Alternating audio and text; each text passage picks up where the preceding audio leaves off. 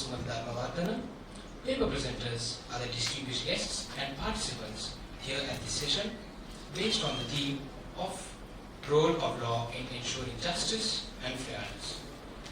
Now, I would like to give a brief introduction about President's Counsel Sumathi Dharmawardena, the Honorable Chairperson of this session. President's Counsel Sumathi Dharmawardena currently serves as an Additional Solicitor General in the Attorney General's Department of Sri Lanka. He holds an LLM from the National University of Singapore. He is an adjudicator of the Kuala Lumpur International Centre for Arbitration, Malaysia, as well as a member of the Shenzhen Court of International Arbitration, China. Now, I would like to cordially invite the Honorable Chairperson to begin the session. Over to you, sir.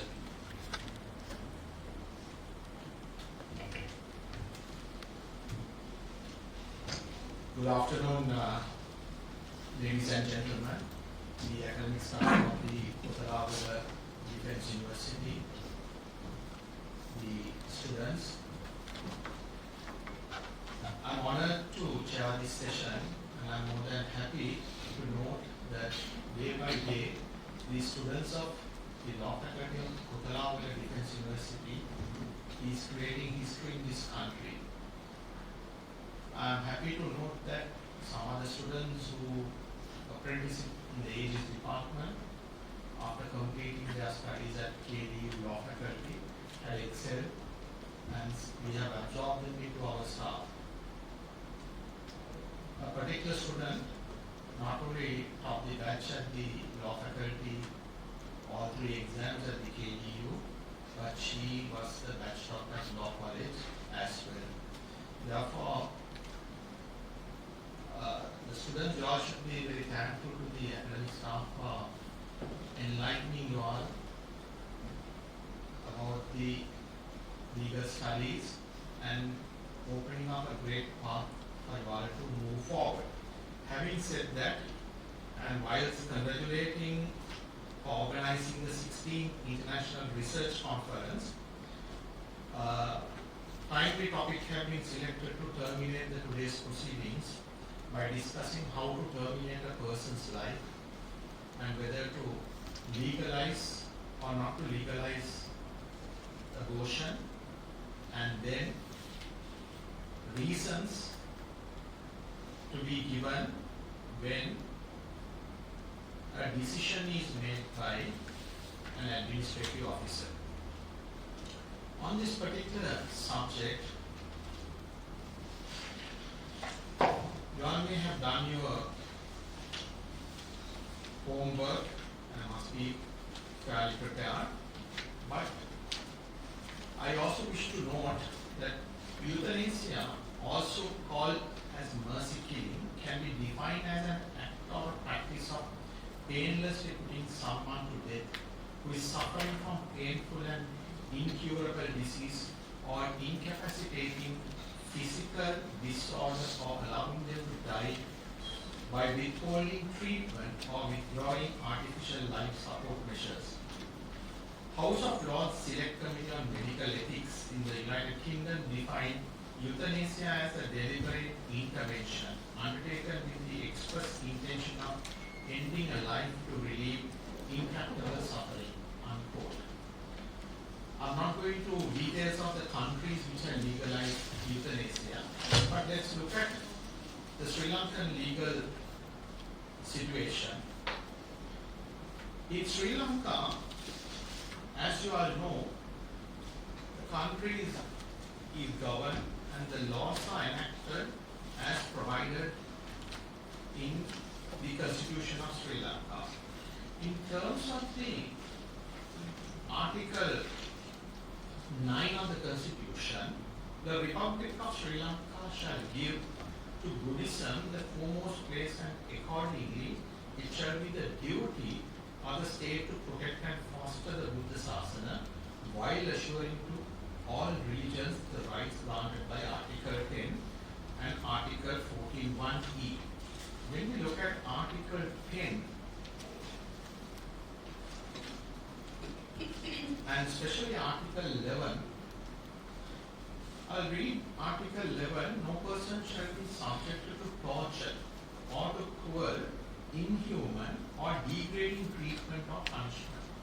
when you consider the degrading treatment, when you are entrusted in discharging duties towards a patient, the treatment should not be degrading, it should not be inhumane. Having said that, as you all are aware, Sri Lanka is a multi-ethnic, multi-racial country, and where we have given the foremost to the Buddhism.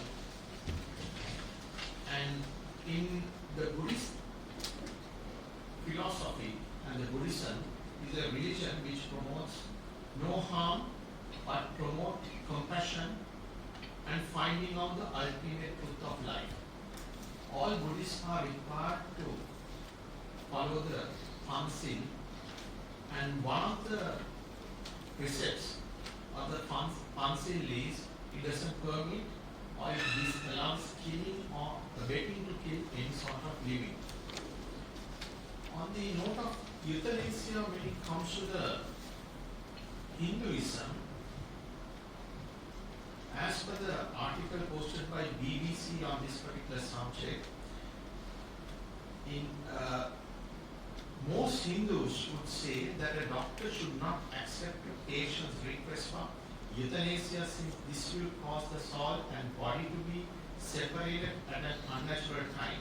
The result will damage the karma of the both doctor and patient. Even though that is the situation, the Supreme Court of India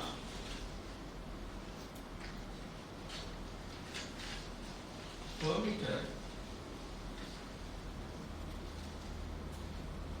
on 9 March 2018 in the case of Common Cause versus Union of India, legalized passive euthanasia by means of the withdrawal of life support to patients in a permanent vegetative state.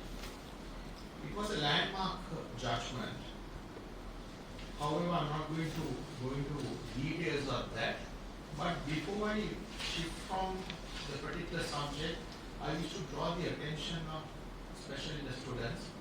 What was decided in 3 cases in Sri Lanka by our Supreme Court? One is Wedaarachchi Rani Fernando versus OIC minor offences. Recognize the right to life is implied through the provisions of fundamental rights in Article 13, 4 and 11. In Ratnayaka Taranga Lakmani versus Niroshan Abegkon, it was held Article 11 read with Article 13, 4 recognized right to life by necessary implication. In Shriyani Silva versus Idamaguda, officer in charge police station, Pagal and others, it was held Article 11 guarantees freedom from torture and from cruel and inhuman treatment or punishment. I forgot to draw the attention again in the same article by the BBC on euthanasia with the perceptions in the Islam.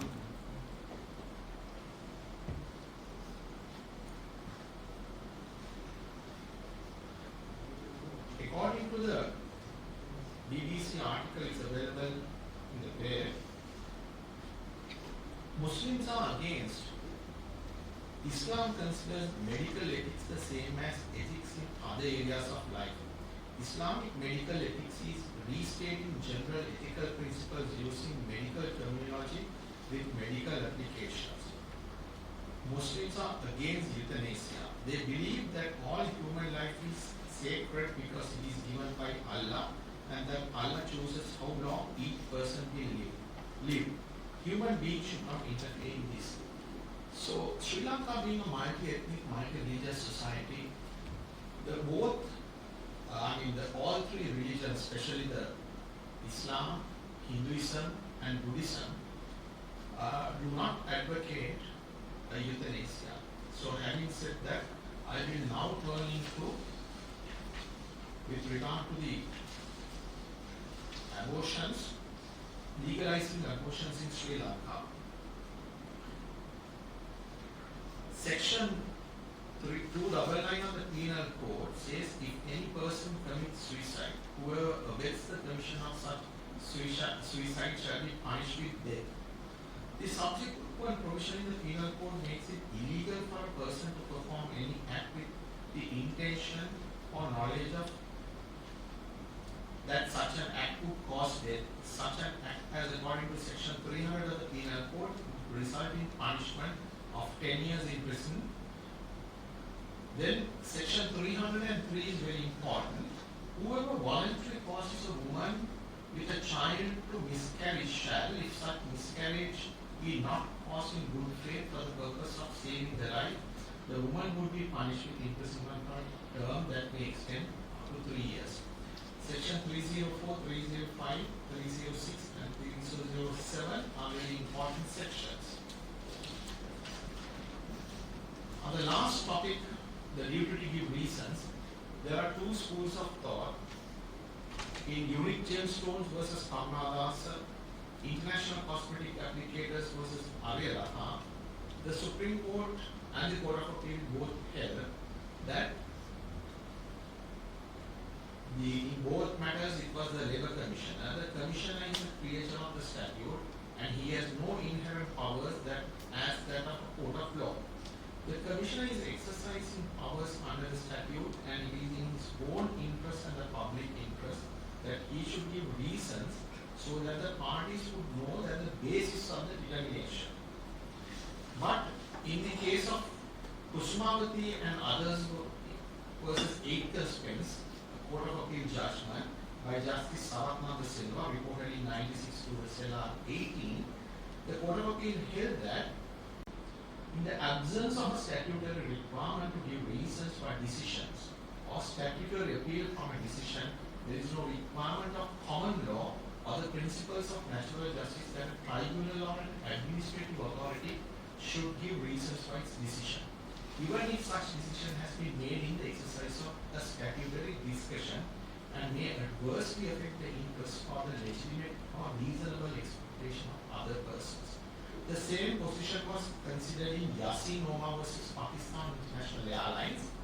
The Supreme Court in that judgment held neither the common law nor principles of natural justice require as a general rule that the administrative tribunals or authorities should give reasons for their decisions that are subject to judicial review.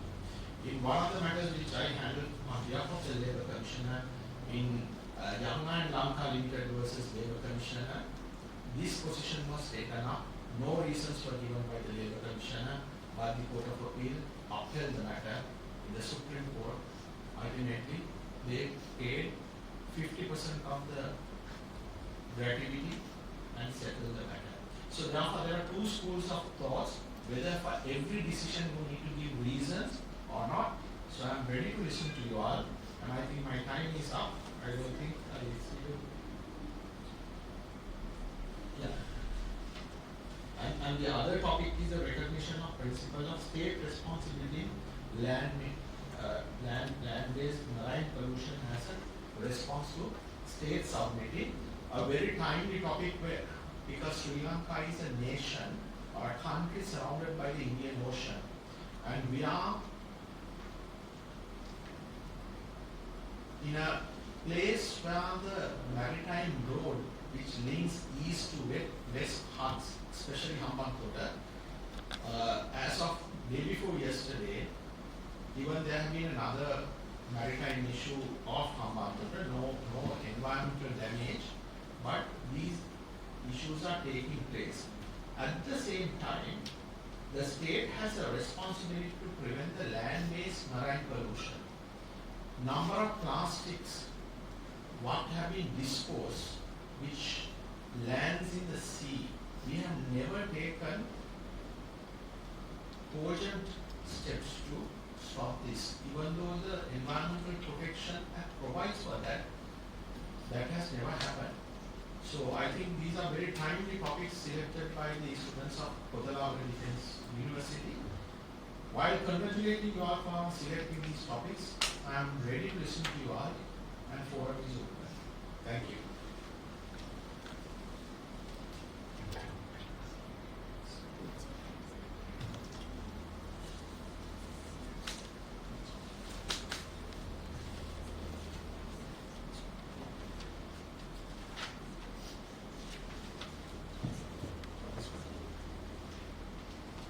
The first topic what to be presented today, Legalizing Right to Die as a Fundamental Human Right in Sri Lanka by Miss Kandapolaarachchi and Miss Parindya.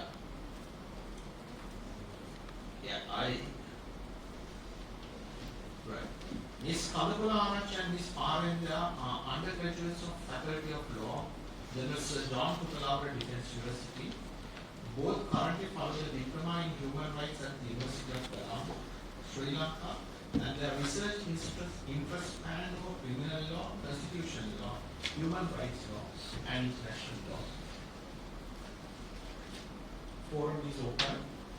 We would like to hear the presentations from Ms. Kandapolaarachchi and Ms. Parindya. Good evening, everyone.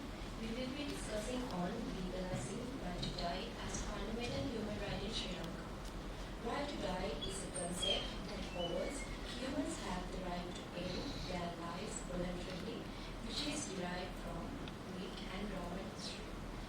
Instead of subjected to slow, painful, or humiliating death, euthanasia allows the patient to have comparatively a good death with their consent. When confronted with terminal disease, extreme pain, the individual stuck in the mystery that calls their beliefs about life and death into questions. In such cases, the right to die emerges as a deep ethical boundary challenging the human values and man-made conventions. Euthanasia can come up with four types: voluntarily, non-voluntarily, active and passive. Voluntary euthanasia and non-voluntary euthanasia arise on the availability of the consent of the patient. Active euthanasia happens when medical personnel or third person purposefully causes the patient's death, and passive euthanasia happens when the medical practitioners do not do what is necessary to do to keep the patient alive.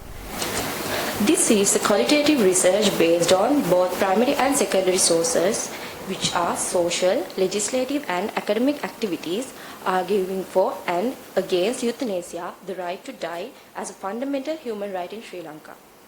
The primary focus on this study is on Sri Lanka, giving special attention to Sri Lanka's legislature, rules and regulation and case laws, with the supporting of online articles, research publications, books, online newsletters and other online sources. So, these are the cases regarding right to die. Cruzen versus Director Missouri Department of Health, People versus Kevrokian 2001, Aruna Shangbang case 2011. Over the years, several countries have debated about the moral, ethical and legal implications of euthanasia and tried to decriminalize the right to die and establish it as a fundamental human right. Netherlands became the first country to decriminalize euthanasia, passing a law in 2001 entitling the termination of life on requested and assisted suicide if the patient is enduring an unbearable pain. Colombia, the first Latin American country to decriminalize euthanasia in 1997, the number of euthanasia deaths have increased to 99 deaths by 2022. Sarcopod, which is a suicide machine, consisted of a 3D printed detachable capsule to die through gas asphyxiation, was invented in Switzerland that decreased oxygen levels, preventing panic and suffocation using nitrogen gas. Furthermore, Luxembourg and Canada have allowed assisted suicide, especially for adults suffering from grievous conditions. In addition, Austria, Belgium, Spain, 11 states of USA, Australia, New Zealand have accepted and identified euthanasia in their legislations. So, these are the arguments proposing and opposing euthanasia. Arguments proposing euthanasia. Euthanasia will allow the people to die with dignity since it's with express consent. Euthanasia can be a relief for persons with terminal and deadly illness.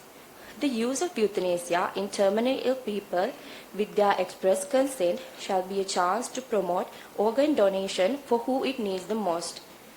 Euthanasia shall be a personal choice where even the government cannot interfere. Euthanasia shall be benefit the patient and his loved ones in every way of finance and time. Arguments opposing euthanasia. The obtainment of consent can be forced for insurance or financial matters. The concept contrasts with religion beliefs. Legal issues which can make a medical officer guilty of murder or second-degree murder can arise. Euthanasia can allow people to choose death for reasons that go beyond an illness. Sri Lankan perspective regarding euthanasia. There is no explicit legislation in Sri Lanka that enables or controls euthanasia or assisted suicide.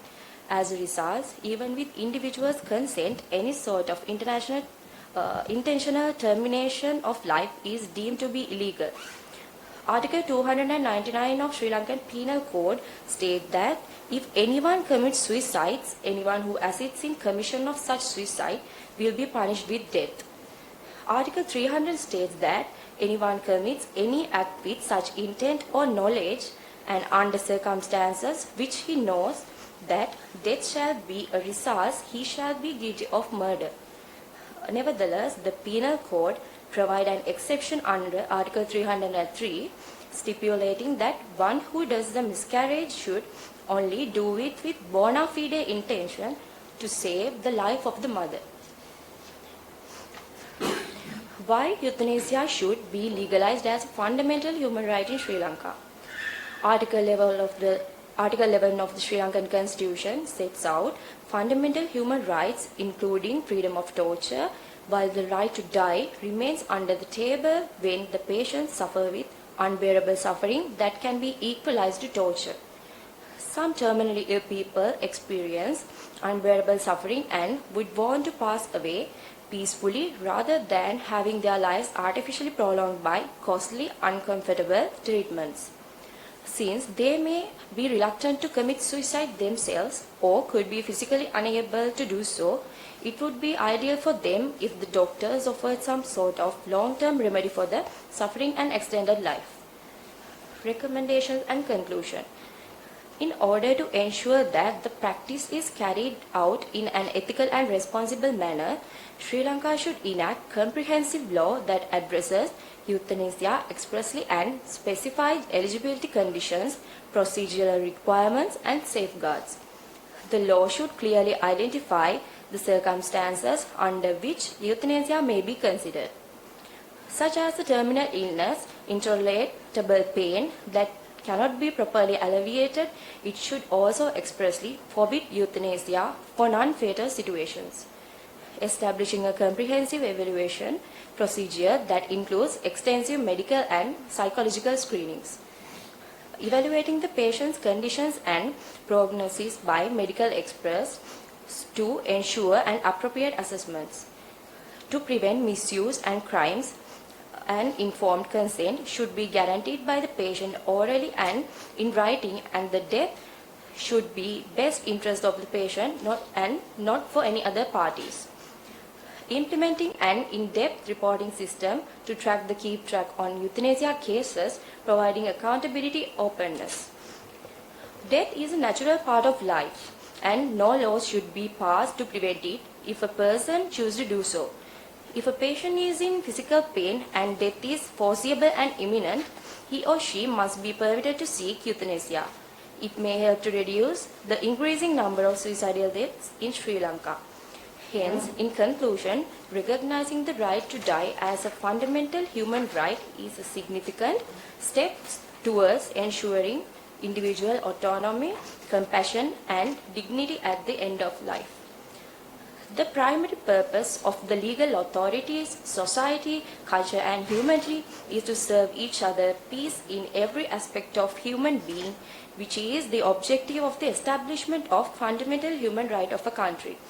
Hence, euthanasia, the right to death, should be identified and legalized as a fundamental human right in Sri Lanka. Thank you. Do you have any questions regarding the presentation? My co-author will answer the questions. Thank you. Thank you. May I know whether there are any questions?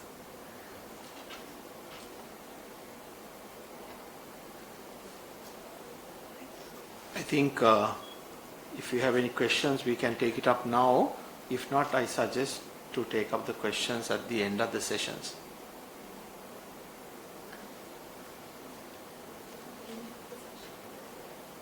Thank you. Our presentation will be ended by now. Thank you.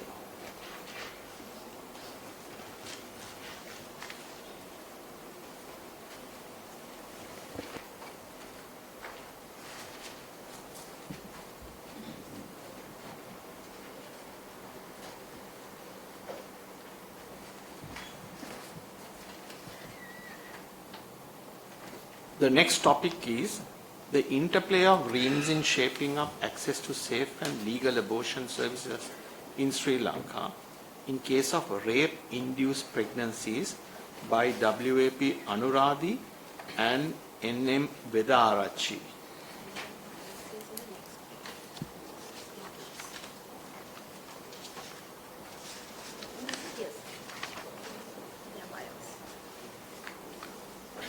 Ms. Anuradhi holds an LLB from General Sir John Kotalawala Defence University, Sri Lanka, and is currently pursuing a MA degree in Human Rights at Kingston University, London, UK. Her research interests are human rights, international relations, and criminal justice.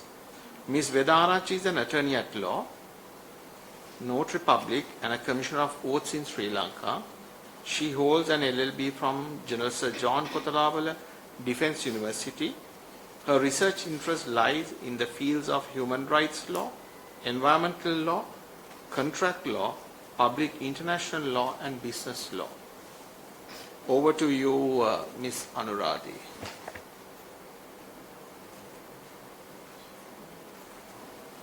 Good evening to you all. Now our research topic is displayed on the screen. It's the interplay of realms in shaping access to safe and legal abortion services in Sri Lanka in cases of rape-induced pregnancies. So, as the introduction,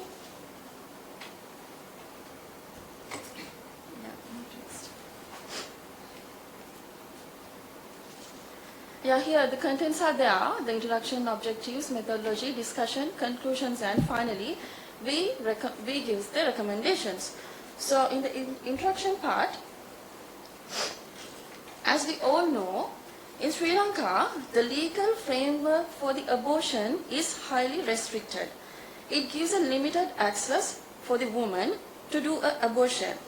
But in the penal code, it clearly mentioned as before, 303, there is only one exception is available. What's that? That is, the woman can do an abortion only if her life is on threat. So that's the exception, the only exceptions we have now right in the Sri Lankan legal framework. So this makes the rape-induced woman in a vulnerable situation. How this happened? Let's talk about it. But we think, as a researcher, we think it is essential to have access to safe and legal abortion in Sri Lanka. Because abortion is a right. It is a human need. Once a woman is raped, she should have a right to take a decision about her body. So, to take care of her health, physical, both physical and mental, and her all-round well-being, and about the reproductive rights of her. So there should be a right to abortion, and it's a human need, and it becomes a human right as well. So let's move to the next slide. Yeah, our objective is presented.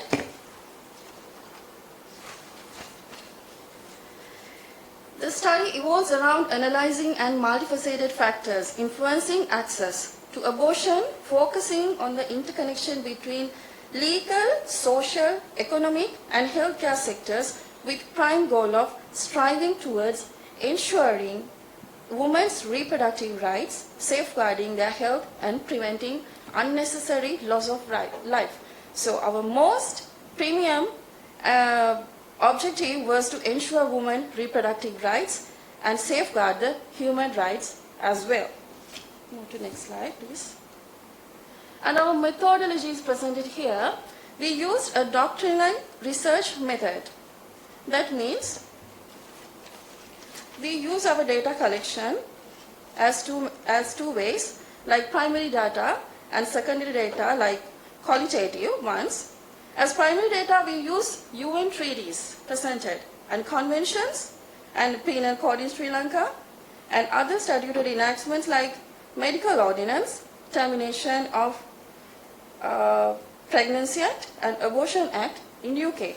And as the secondary data, we use journal articles, newspapers, statistics, and pre-done surveys and research. So all from these we collected data because of this restrictedness in this law, the data collection is somewhat becomes a difficult task for us to collect data.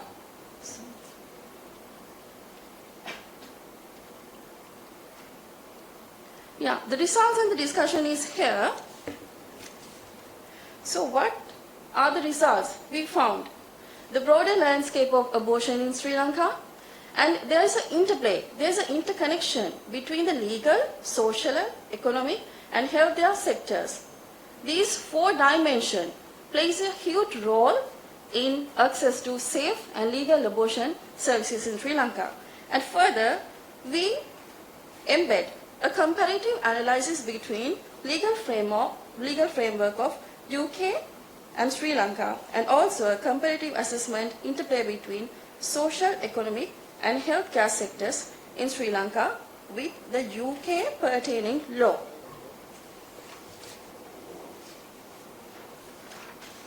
Now you can see on the screen clearly some two graphs. Please look at the last one. Now you can see it's about the 2015 to 2019. It's about the pregnancy statistics and the abortions. The final one, it's about all pregnancies. And move to next. From all the pregnancies, 30% were unintended pregnancies. That means without intention, without intention, the pregnancies occurred.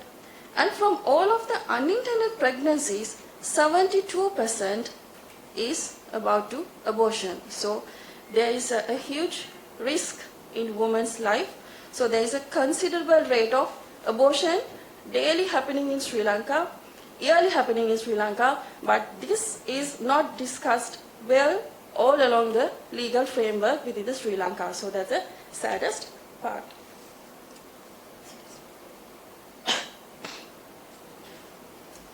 Next, shall we move to the interplay between the legal, social, economic and healthcare sectors. So as I mentioned before, there is an interconnected, there is an interplay between these four dimensions as legal, social, economic and healthcare. So this is screened and you can see. Now please.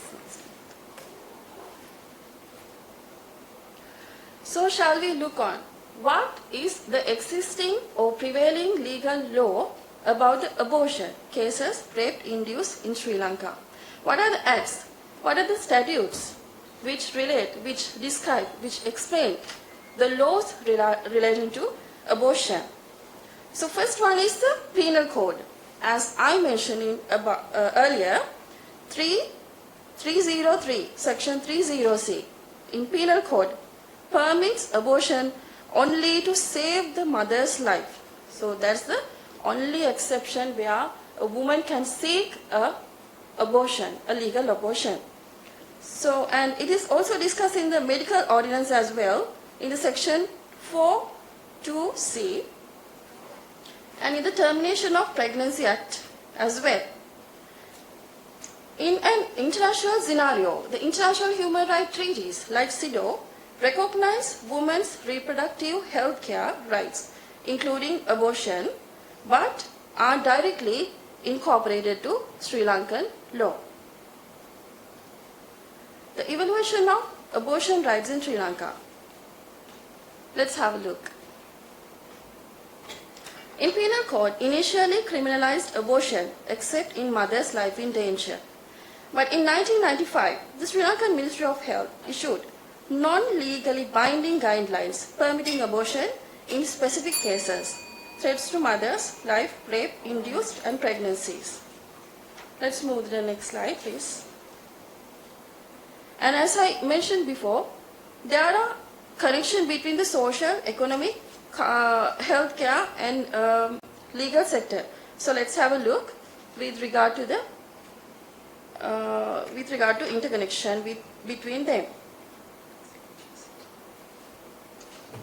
Now you can clearly see in the board the evaluation of healthcare sector related to the abortion.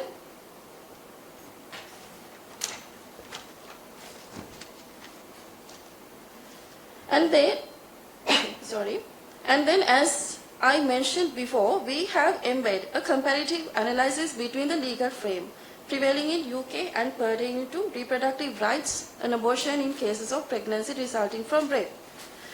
We choose UK because UK law and Sri Lankan law is somewhat interconnected because some of our laws come from the UK law, so we choose the UK to have a great look upon this legal system. So in UK, abortion is legalized, and abortion, they consider abortion is a right, a human right, and they have legalized, but not in Sri Lanka. But Sri Lanka, they are still, the prevailing laws are only for the exceptional. And we'll have a look at about the 4 dimension, how it differs from UK law and Sri Lankan law. In UK law, they have permissive legal frame towards the legal abortion. And in social, they have supporting social attitudes. In healthcare, they have well-structured healthcare system. And in economically, they have financial support programs. But in Sri Lanka, we don't have any of such. So that's the issue. We'll go for the recommendations, I will tell.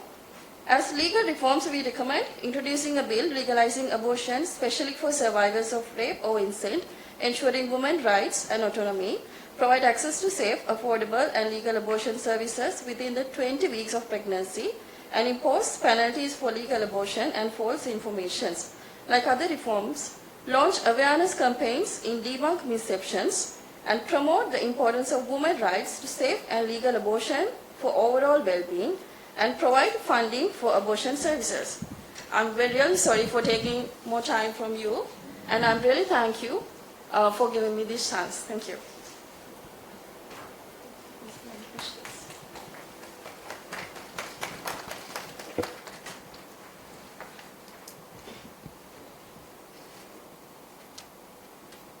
Thank you. Next topic is an analysis of duty to reason giving in administrative law by Ms. F.E.Z. Ilyas. Ms. Fatima Zulfa Ilyas is an undergraduate of Faculty of Law, General Sir John Kotalawala Defence University, Sri Lanka. She is a keen researcher in administrative law.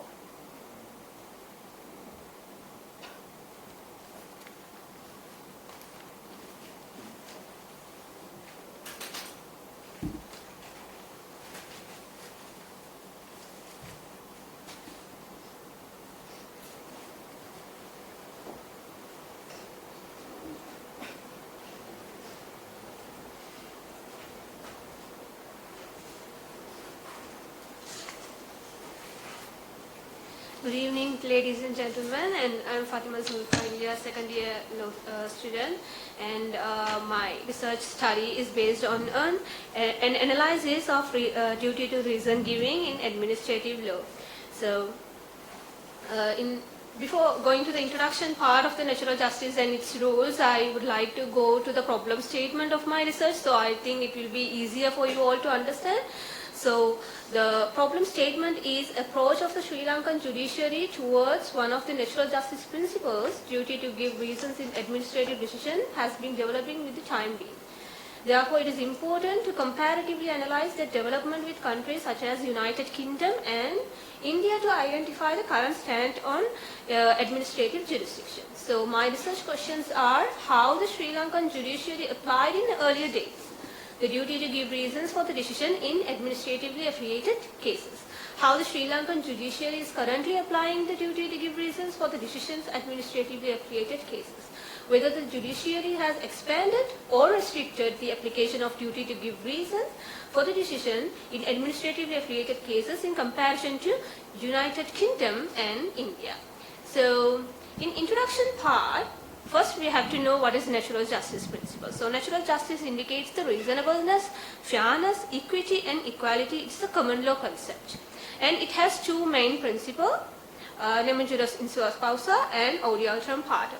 Nemo juris in sua causa is a Latin term which is no one should be the judge of his own case, and odi alteram partem, the meaning of that Latin maxim is let the other side be heard. So these are the basic principle or prerequisites of the natural justice to be upheld. So I am considering on the odi alteram partem, and there are so many rules or aspects like right to know the decision for the decision, which is my research study area, and there are like right to present your cases or right to know your charges. Those are the few aspects of those cases. So I use doctrinal approach and comparative approach as a methodology. So in doctrinal approach, in primary sources I used our constitution and judicial decisions, and secondary sources like academic writings of administrative law of Wade and Forsyth, and emergency in public law of author Gomez. And in comparative approach, as I said, I chose the two jurisdictions of United Kingdom and India. So let's begin the discussion. So in the introductions part, I would like to further apply the thing in odi alteram partem. When any failure to follow the odi alteram partem principle in decision, then the decision will be ultra vires, which is go beyond the legality. So the decision, irrespective of whether the decision is observe the rule is mentioned in the statute or not. So even though our right to be heard, this right is there in our fundamental, as a fundamental right in our constitution, Article 12(1) of our constitution. So even though even that article applied in the cases of Bulan Kurama versus Secretary Ministry of Industrial Development, as those petitioners was denied to give their opinion in the environmental impact assessment, which is under the National Environmental Act, which was considered as by the court as they violated the rights of the protection of law, equal protection of the law, which violates the unequal, or which create the unequal treatment of people. So this right to equality has been observed by our courts in administratively affiliated cases or judgments. So right to know the decision is challenged in court via when a person, agreed person, needs a judicial review. So when a person is agreed by the decision, to defend the decision, they have to defend the decision in any way. So then the court will think, or the court will decide the decision has been, or they take the decision, or they behaved in an improper way, or they take the relevant issues in the account. From there onwards, like when we are seeing the judicial approaches towards the reason to giving decisions, Sri Lanka, before they applied a different approach, like previous approach. For example, in the case of R versus Home Secretary ex parte duty, in those cases, the court held that the principle of natural justice do not include any general rule that reason should be given for the decision in administrative cases. So failure to give reasons also didn't violate any natural justice principle according to those days. And in the case of Kusumavati versus Aiken Spence also, the court held that the law had taken the view that reasons were essential in an appeal from a decision of the tribunal, and the common law of the country evolved and required every tribunal of administrative authority whose decision is subject to a statutory right of appeal give its reason for such decision, and there is no requirement of common law or principle of natural justice to give reasons for its decision. So these are the previous application in Sri Lankan court. Later, the author or academic word enforce it, he clearly mentioned in his academic writing administrative of law as unless the citizen can discover the reasoning behind the decision, he may be unable to tell whether it is reviewable or not. So for court, when they want to give a judicial review, the person who the aggrieved party needs to know whether his decision is reviewable or not. So the right to reason is therefore as an indispensable part of sound system of an administrative or judicial review. We can say as a judicial review. So for mind of an ordinary person, a reasonable suspicion would appear as regard as the lawful of the decision.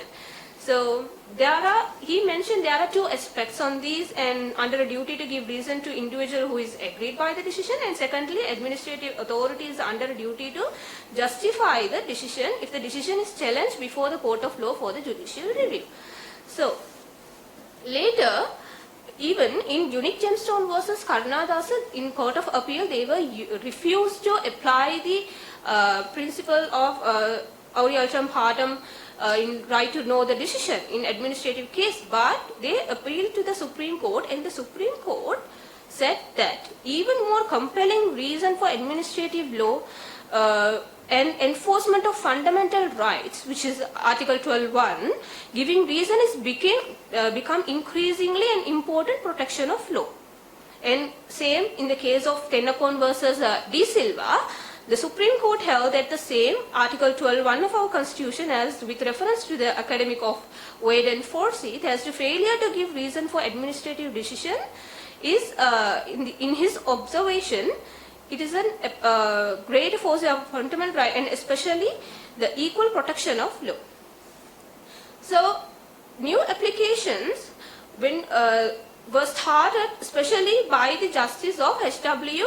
Senanayaka in his case of Pereira versus Ibate, and in his cases. And when we are comparing those cases with UK and India, I would like to go before that some university cases. So in Sri Lankan university cases, Dr. Karnanatha versus Open University cases, a senior lecturer who was the petitioner, he complained against the non-appointment of his professor post as malafide and discriminatory under Article 12(1) of the Constitution.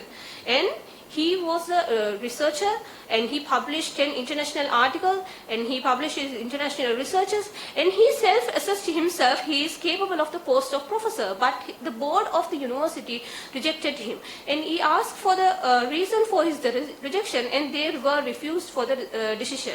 Then he applied to the court, and the respondent counsel argued here as it's an academic thing, and there is no court cannot interfere in academically related cases. But Justice Shirani Bandanayaka stated it is not academic decision. There is nothing which is not beyond academic thing. When it comes to Supreme Court, under Article 126 of the Constitution, court has the right or jurisdiction to question those questions. So same in the case of Chellaya Ilankumaran of the University of Jaffna, and where the university board refuses, then he applied to the Court of Appeal, then it moved to the Supreme Court, and later in Jayabardhana versus University of Colombo, which is a recent judgment on June 22 on 2020. So here also the professor posted for the associate professor, but the same thing happened in this case also. But here in this case also, Justice Shirani Bandanayaka, where she explained the two-tier problem and systems of these things. So in UK system, they are recently rejected the doctrine of the functions, classification of functions doctrine. In India, they are still following the classification of doctrine functions, and even though UK is recently following the doctrine of classification of functions doctrine, they are refused to take up the cases relating to the promotions of the employees or the professors. And so according to these researchers, I conclude Sri Lanka has developed an administrative jurisdiction compared to the main common law countries, and even like more towards to the academic related cases where in UK or India they are refused to use those things. And this right to know the reason for the decision is also observed in the Article 14A of the Constitution of the Democratic Socialist Republic of Country, and which is now we have the Right of Information Act. And I think in my research study is conclude as the comparing to main countries, the Sri Lanka is the forerunner of this. Thank you. Law, Faculty of Law, Chairperson John Kotalawan Defense University. She holds an LLB from University of Colombo. She is currently reading for LLM degree in International Law and is Chairperson John Kotalawan Defense University of Sri Lanka. Her research interest lies in the fields of international law, maritime law and aviation law. Over to you, Ms. Balasuriya. Good evening all, I'm Sumathi Balasuriya, and today my research based on, my topic is recognition and acceptance of principle of state's responsibility for land-based marine pollution as a response to state sovereignty. So, we'll move to the research problem. We all know the seas and oceans as the largest ecosystem in the world have been rapidly polluted from various sources throughout the history. This global issue is mainly contributed by states through land-based sources. Even though there are international rules, regulations and standards to prevent and control marine pollution through land-based sources, states utilize the principle of state sovereignty to escape from their obligation toward land-based marine pollution. States have its own sovereignty power within their territory. It has now become difficulty for the international community to intervene in the activities that cause land-based marine pollution. So, in this case, the customary international law have introduced the principle of state's responsibility as a response to the state sovereignty principle in order to protect the marine environment from land-based sources.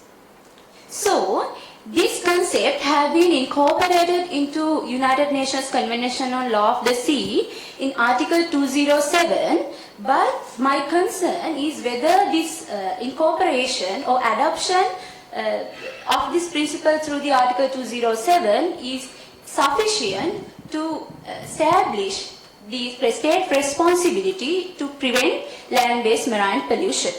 So, this paper will analyze the insufficiency of the adoption of this concept at the global level and how this lacuna has been well addressed and answered by soft laws and regional legal orders to regulate land-based marine pollution activities.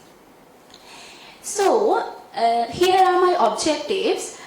The first objective is to identify the land-based marine pollution, and secondly, I wanted to discuss the impact of the principle of state sovereignty toward land-based marine pollution, and also this paper is about analyzing the use of principle of state responsibility to ensure the international intervene to control this pollution and the scope of acceptance and implementation of this concept through international instruments.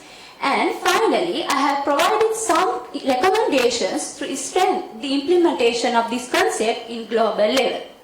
So, in order to overcome those objectives, I have used doctrinal research approach, which is also known as the black letter approach.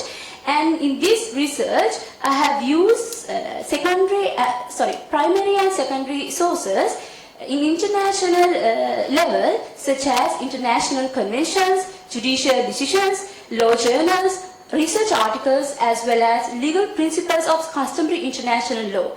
By going through these sources, I have analyzed how the customary international law concept of state responsibility penetrates the international law concept of sovereignty, and also how the international instruments have been adopted and implemented that legal principle to regulate the land-based marine pollution. So, when we discuss about the land-based marine pollution, we all know marine pollution now has become a major environmental issue. And this marine pollution has been mainly contributed by states through land-based sources. Nearly 80% of the sea pollution is rapidly originates from land-based sources. Harbors, tourist developments, industrialization, urbanization, as well as agricultural activities and deforestation in coastal areas now has become reasons for this increasing environmental issue. So, as per the accordance with the Article 2.1 of the UN Charter, states have supreme authority within their territory. So, simply states can do whatever they want within their territory. So, and also this sovereignty power of state always extend into its territorial waters as well as its airspace. So, states are entitled to use their coastal areas as well as territorial waters with respect to their decision.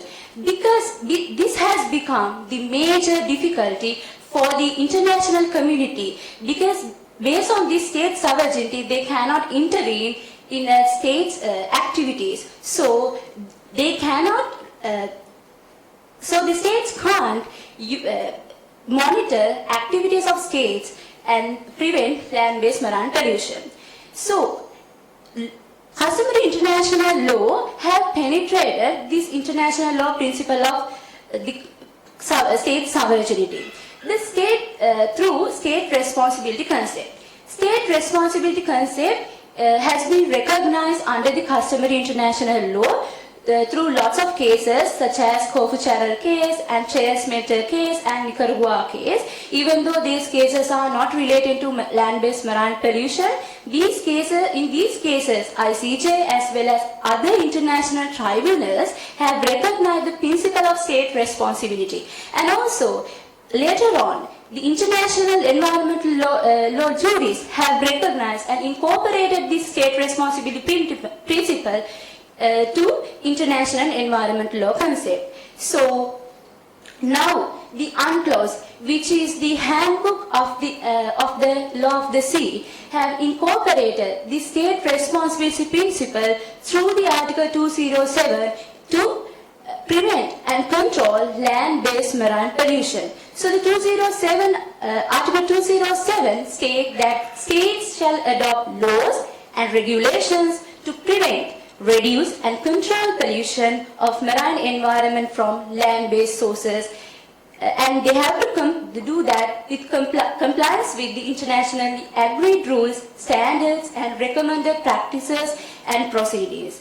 However, even though the UNCLOS have recognized and incorporated this principle through 207, it is questionable whether this incorporation or adoption is enough to uphold the state responsibility with regarding to land-based marine pollution.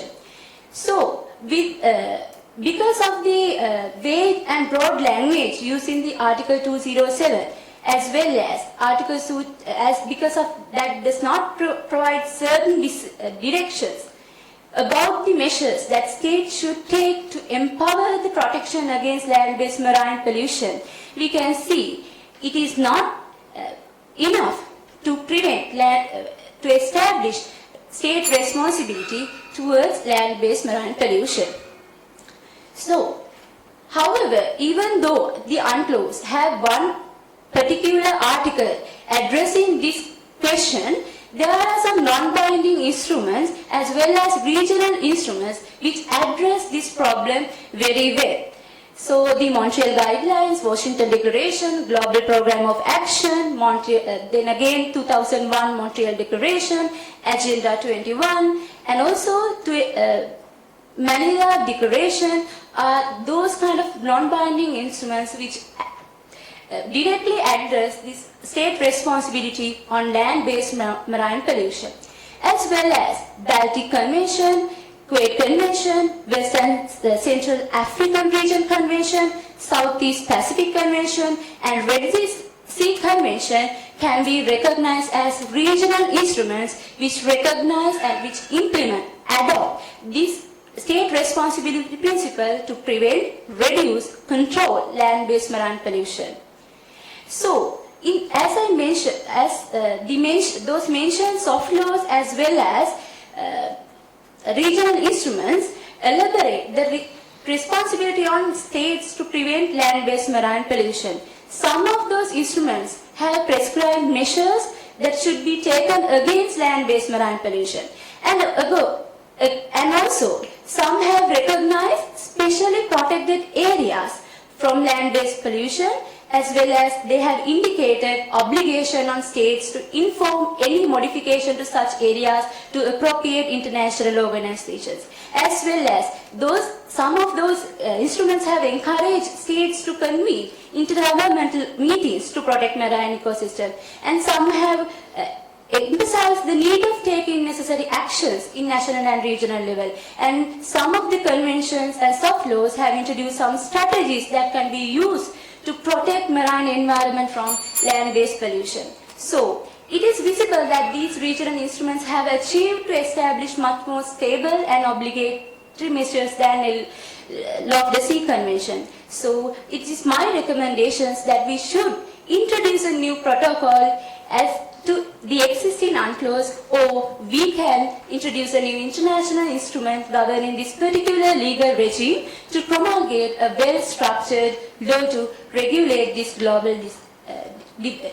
So thank you so much.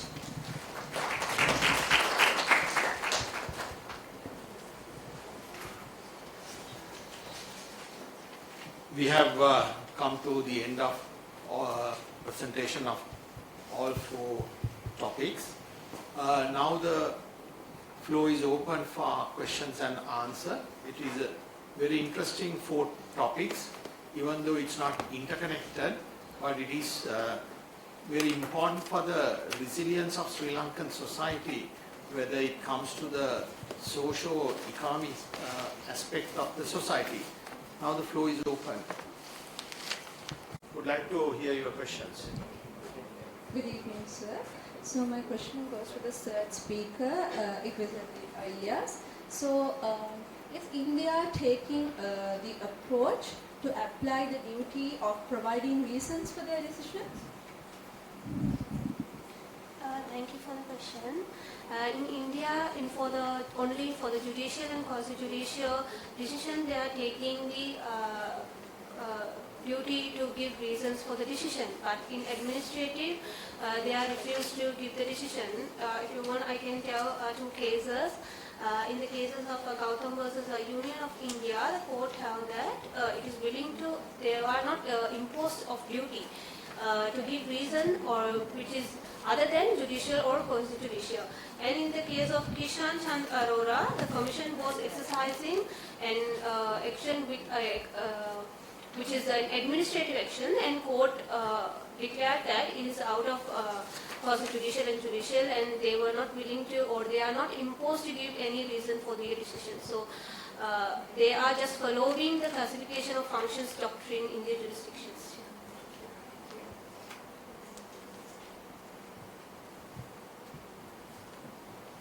Good evening, everyone.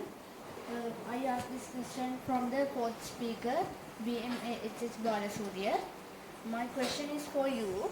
How do you see that concept of common but differentiated responsibilities applying to state actions related to land-based marine pollution? Actually, the common but differentiated principle, it's about the responsibility principle. It's a principle that used in environmental law, international environment law. So with regard into state responsibility, as I mentioned in this my presentation, the responsibility it could be varied, right, based on the circumstances like political. There are some factors that like political factors, economic factors, and there are lots of things which can influence activities, right? So based on those, even though we have a common responsibility towards marine pollution, right? We have to prevent, control and reduce land-based marine pollution. We have that common responsibility. But based on those factors such as economic factors and technological issues, right? Based on those things, we cannot impose the same responsibility on different countries, right? We have to consider those factors too. So when it's come to land-based marine pollution, right? When international community is taking any action against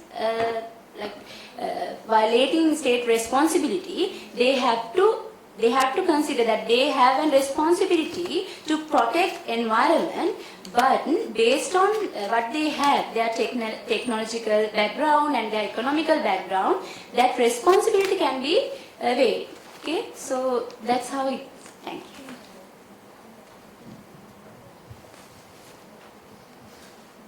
Any more questions?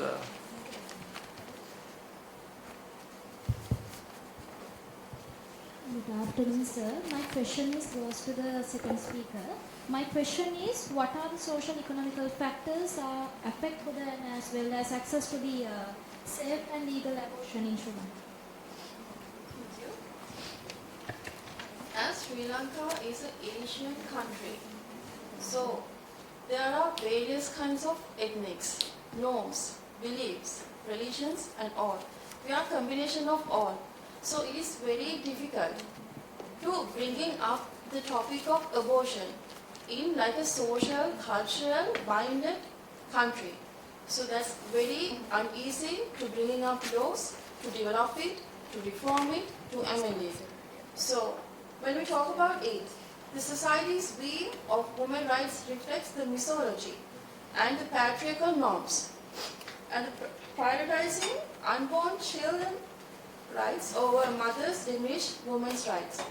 And also patriarchal norms in Sri Lanka limit women's choices and individualism. And like as I before mentioned, all of these interconnected and influence as the social attitudes and cultural factors for the bringing up and reform the law for the safe and access legal abortion for the rape-induced pregnancies. Thank you, ma'am. Good evening, sir. My question is regarding the second presentation about safe and legal abortion services. My question is, what are the current laws and regulations regarding abortion in Sri Lanka? Thank you. I have already mentioned it in my presentation and my speech, but I will repeat it. The current laws, the most, the penal code is the main legal reform, main legal legislation, and in under section 303, the abortion is explained and what are the exceptions given in the scenario to protect a pregnant lady. So that's the only exception present here today. And the Medical Practitioners Act as well as, wait a minute. Yeah, so Medical Ordinance and the Termination of Pregnancy Act also act in the laws as at the same time. But there are some international human rights treaties like CEDAW as mentioned, but when we consider it in a practical manner, it's not entirely incorporated into Sri Lankan law. So that's it. Thank you. Thank you. Any more questions?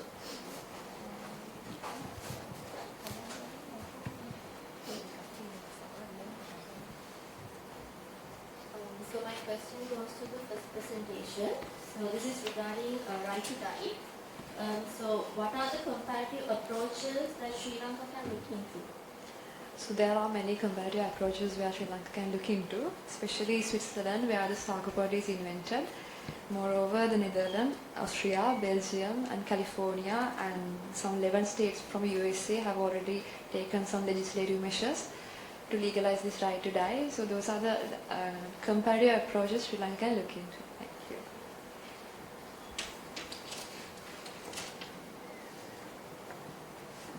Good evening, ladies and gentlemen. My question is to the third presenter. Can you give an idea about what would be the decision Sri Lankan Court of Law if a lecturer agreed by the decision for non-appointment of professor post which he was applied, and the selection panel refused to give reasons on the ground of description? Thank you for the question. And this is an administrative case, even though it's related to academic matters. So in this scenario, if he self-assessed himself as he is capable of being a post of professor, and the reasons were not given by the board of the university, then he can go and apply in the Court of Appeal. Then if the court find the reasons were reasons were improper, then the court can issue a writ of certiorari and to give the post of a professor, the court can issue the writ of mandamus to appoint him as a professor. Thank you. Question goes to the speaker. So, isn't it a challenge to this country like Sri Lanka? Well, it will not be a challenge to a country like Sri Lanka as a Buddhist country, because there are some Buddhist teachings where the contemplation of death is one of the most classical meditation subjects treated in Visuddhimagga, that states a person should be with mindfulness, urgency and understanding, which are stated as Sati, Samvega and Nana, while dying as a Buddhist teaching. So euthanasia provides the clear state of mind while dying. Likewise, there are many Buddhist teachings that declares the human should have a clear state of mind and knowledge during their death to obtain a peaceful death. Moreover, this won't be a violation of Article 15 of the Sri Lankan Constitution that states that all fundamental rights should be in the interest of law as prescribed by the religious harmony, because euthanasia will be always providing the clear state of mind and knowledge about their death and the life. So it won't be a challenge for a Buddhist country like Sri Lanka. Thank you.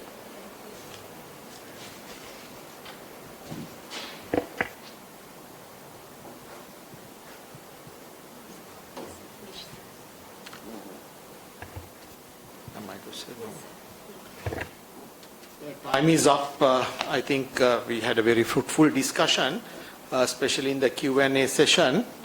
As per the agenda, next item is to do a summing up of today's presentations.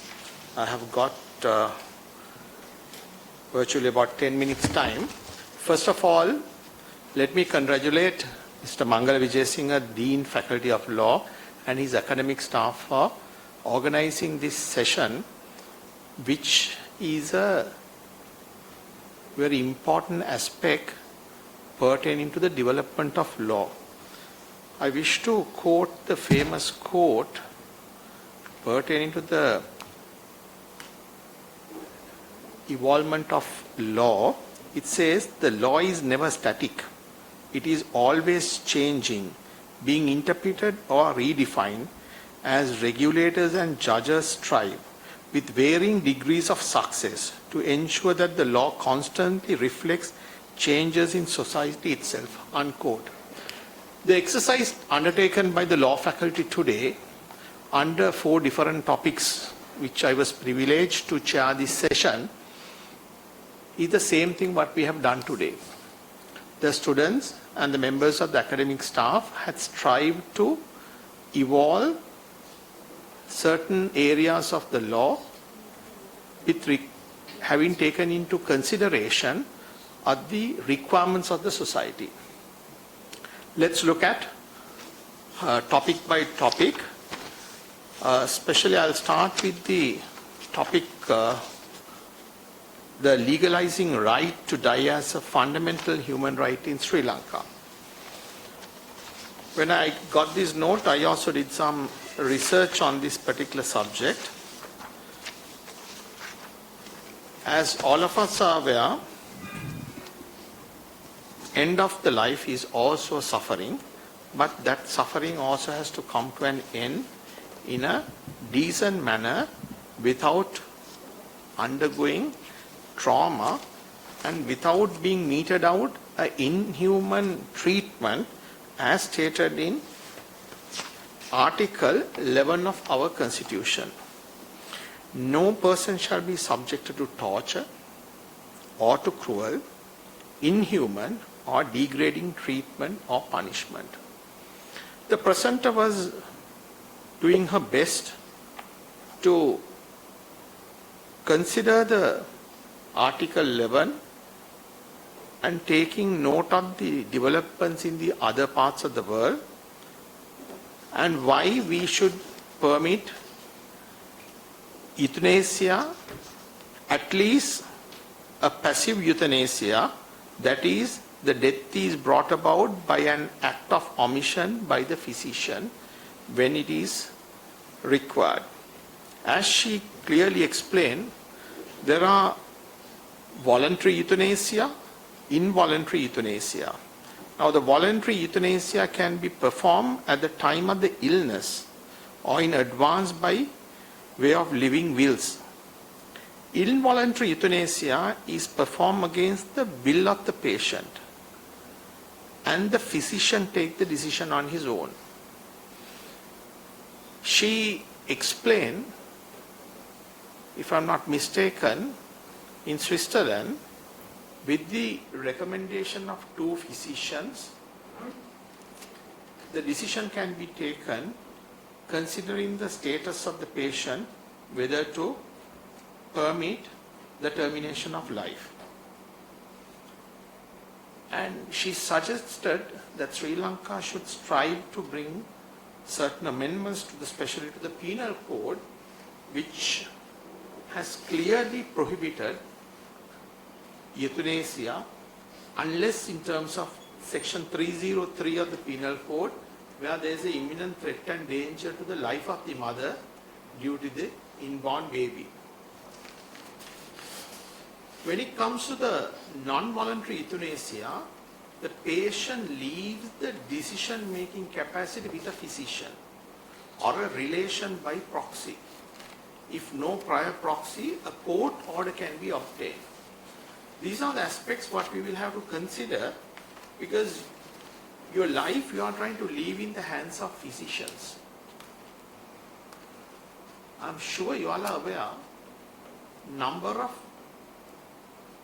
cases being filed in Sri Lanka due to medical negligence. Even though we are trying to leave decision-making authority with the physicians, there are a number of times the physicians have done certain mistakes due to negligence, and that has resulted in death as well.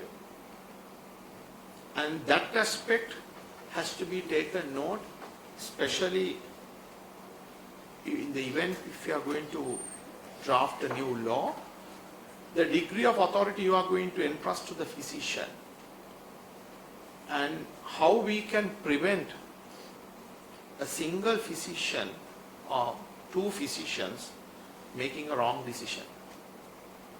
Whether that should be considered by a panel of experts. Then the question comes, in a country where the head of state has failed to sign the death warrant based on our religious and cultural beliefs. So this is going to be a major debate in the country in the event we move forward. Virtually, the physicians will be signing a death warrant. Even though the courts, the apex court in the country, had issued the death warrant, I am especially bringing to the notice of the young students, after I think 1974 or 75, no execution had been done in this country, mainly due to the religious background which country has fostered and due to the values inculcated in our society based on mainly due to the Buddhist thinking as well as Hinduism and Islam thinking in this country. So I'll leave on that particular topic because there is an opening what we need to consider, but at the same time we have to consider when you leave in the hands of medical professionals, there are a number of negligence cases which have been filed, and then there are two famous cases in UK based on that. Two different tests are there, the Bolito test and the Bolam test, to decide whether there have been a medical negligence. So that has to be considered. I'm sure because in European countries they have permitted, this has to be further research before we take any decision. And a good effort was done by the both presenters, and there's more room to improve. I wish to congratulate Ms. Kandapolaarachchi and Ms. Parindya for taking a lot of efforts to enlighten the audience on the necessity to legalize right to die. The next topic I wish to deal is also a very interesting topic.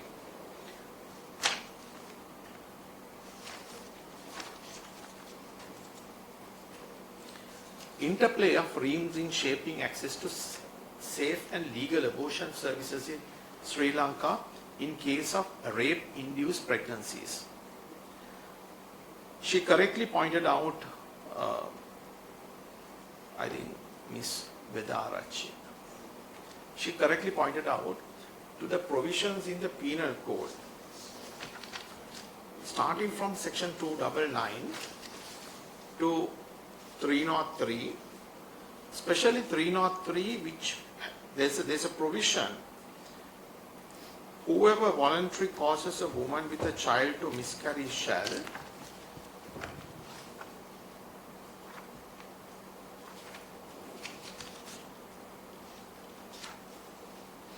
whoever voluntarily causes a woman with a child to miscarry shall, if such miscarriage be not caused in good faith for the purpose of saving the life of the woman, be punished with imprisonment of either description for a term which may extend to 3 years, or with a fine, or with both. Now when you carefully read this sentence, whoever voluntarily causes a woman with a child to miscarry shall, if such miscarriage be not caused in good faith for the purpose of saving the life of the woman, be punished with an imprisonment. That is based on that, the Pregnancies Act and the provisions in the medical ordinance have been provided for the medical professionals to do an abortion. But as per the data revealed by Ms. Wedaarachchi, average 1,000 abortions are taking place in this country per day. When you multiply it by the working days, that runs to virtually over 270,000 abortions per annum, and that is mainly out of 36% of the unintentional pregnancies.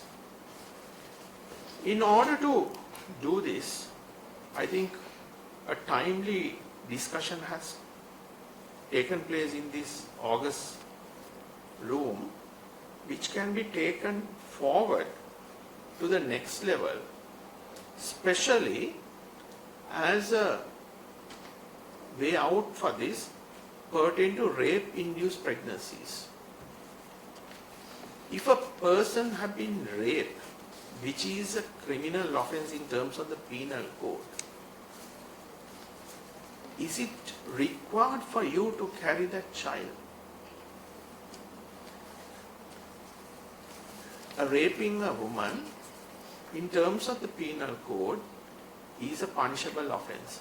So Ms. Wedaarachchi, in your presentation, you have brought a lot of data.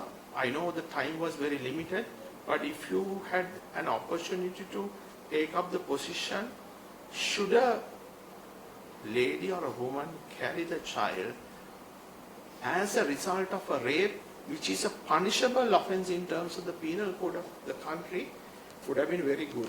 So I thought it struck my mind that that particular pregnancy is due to a punishable offense with an imprisonment. That aspect you need to bring it in order to develop your presentation. Then we comes to an analysis of duty to reason giving in administrative law. Ms. Ilyas, you have taken a lot of trouble. I heard you have referred to Wade. That's very good. But I brought this book by Dr. Sunil Kure, The Principles of Administrative Law. I use Wade in the writ court, but now I have decided to refer to Dr. Kure's book, and if you go into page 577 to 578, actually it starts from 575, starting from towards the recognition of a general duty to give and communicate reasons for decisions. And he had discussed unique gemstones case. Then the second school of thought which I brought to the attention of you all in my opening address,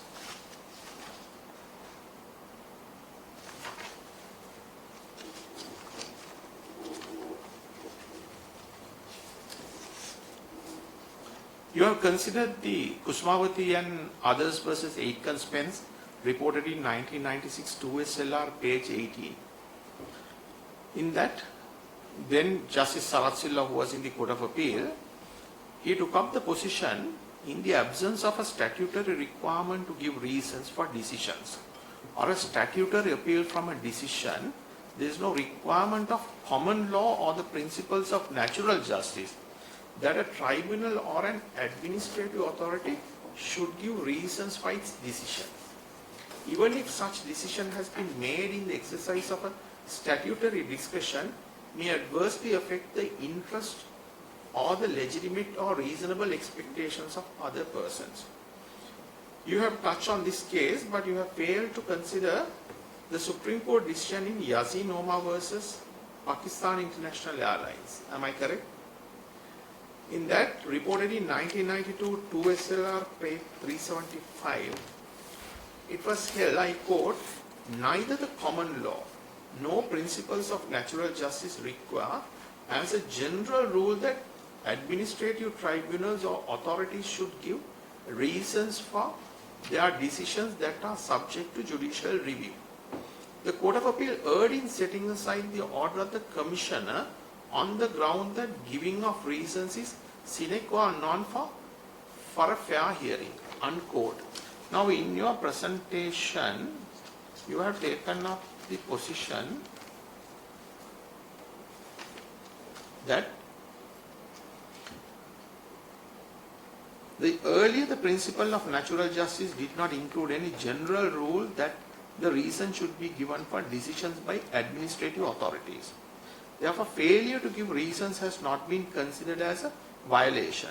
But subsequently, especially with the development in UK, the approach has changed, and the UK courts have directed that the reason should be given. Now, who has to give these reasons? Reasons has to be given by administrative officers. If the administrative officers are acting now, if you look at these two cases which I quote, the Kusmavati's case and the Yasin Omar's case, is based on certain statutory duties the Commissioner of Labour is entrusted to discharge. For example, payment of gratuity. A person who had been employed, who had worked for X number of years, when his services are terminated, if the employer fails to pay gratuity, the commissioner computes a gratuity. And commissioner action is set out in the statute. He has a statutory duty to discharge. When he discharged that statutory duty, if in the certificate, if he has stated the number of years he had worked, if he had incorporated the wages what was paid and the formula adopted and made the computation, thereafter there is no necessity to give reasons. And there is no practical approach in giving reasons for that. So, even in presently, in Sri Lankan courts, that's what I said, if you go into the web and check, Young and Lanka Limited versus Commission of Labour, CRIT 909, I can't remember the year, by Justice Sri Skandaraja. In fact, I appeared for the Commission of Labour in that. I quoted the Kusumavati and Yasin Noma cases. He had quoted some more judgments. I forgot to bring that judgment, and stated that Commissioner has acted correctly by making the determination, but no reasons were given.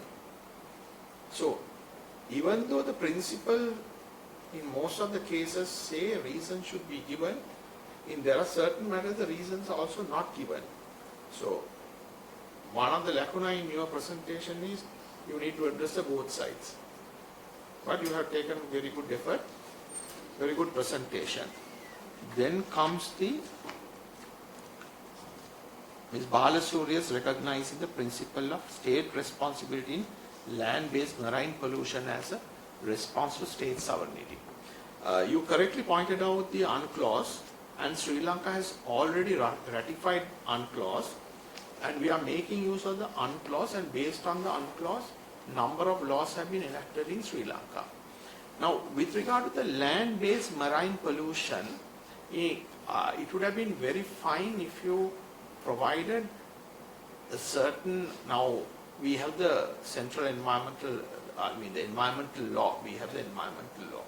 According to the environmental law, you can't pollute rivers or waterways. Then, but when you look at the UNCLOS and the other international statutes, what you discussed, even they create safe areas and prevention areas. Now,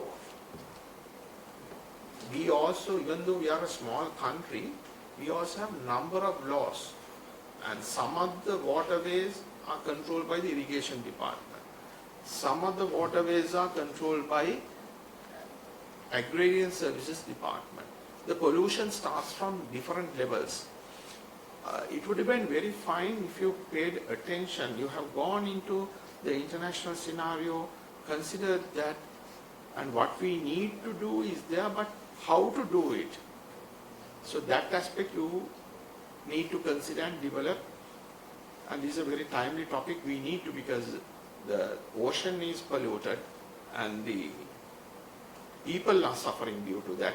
And Sri Lanka is an island nation which markets Sri Lanka as pristine beaches. We have beautiful beaches, but if we keep on polluting it, the tourists will not come to this country, and we won't be able to enjoy. And if we destroy the environment, there's a famous quote by a red American, Seattle, yeah, exactly. So we have borrowed it from the future, we need to protect it, and we need to hand it over to them. So therefore, this is a very timely topic. If you add that particular part, how to do it in Sri Lanka, especially in a Sri Lankan perspective, this would have been a very complete presentation. So those are my remarks. I'm sure you all will keep on researching on these areas and contribute to the development of law. And once again, thank you very much, and I wish to congratulate the Kothawala Defence University Law Faculty, especially Dean, Mr. Mangala Vijay Singh and his academic staff, for encouraging the students to embark on this journey to find way out for the legal issues and to develop law. Thank you very much. Thank you very much, sir, for sharing your knowledge and opinions with us. We would now like to award certificates to the presenters of the session, and I respectfully invite the Chair, President's Counsel Sumathi Dharmawardena, to do the honours. I kindly request all the paper presenters to come forward and accept the certificates.